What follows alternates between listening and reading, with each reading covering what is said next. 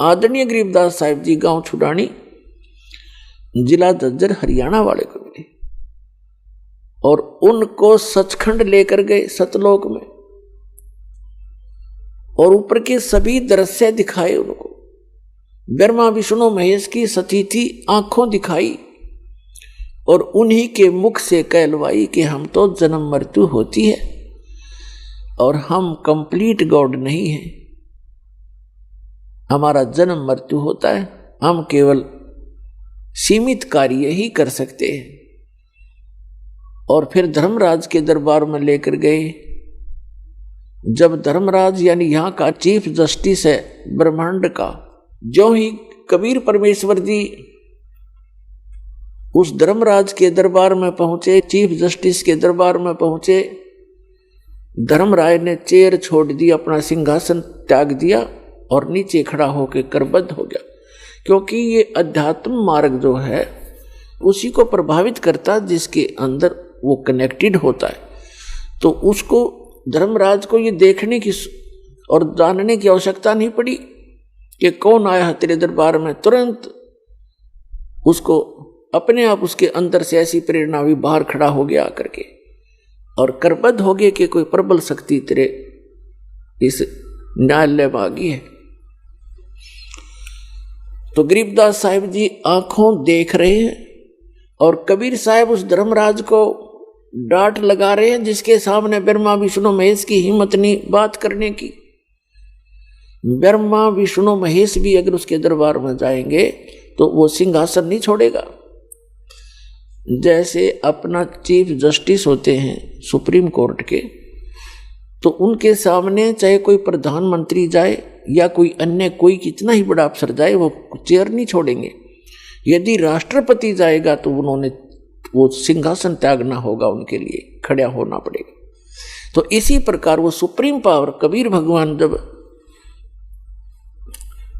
उस धर्मराज के दरबार में गए, वो खड़े हो गए। तब परमात्मा ने जैसे एक बड़ा अधिकारी छोटे अधिकारी को डांट लगाता है और वो उनकी हर बात को यस करता है, ऐसे कबीर साहब ने धर्मराज को धमकाते हुए कहा, एक विशेष शक्ति से बोला। फिर गरीबदास जी ने अपनी अमृतवाणी में वो आंखों देखी वार्ता लिखी है। धर्मराय दरबार में देई कबीर तलाक, मेरे भूले चूके हंस को तू पकड़िए मत कजाक। बोले पुरुष कबीर से धर्मराय कर जोरे, तेरे हंस को पकड़ूं नहीं मोहे 2 लाख करोड़।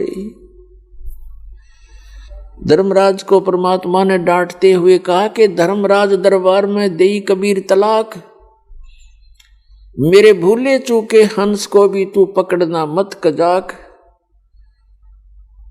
यानी एक किस्म का उसको धमकाते हुए कहा। तो कहते हैं धर्मराज हाथ जोड़कर बोले पुरुष कबीर से, पुरुष माने परमात्मा, बोले परमात्मा कबीर से, वो धर्मराज कर जोड़ आपके हंस को पकड़ू नहीं मैंने 2 लाख करोड़।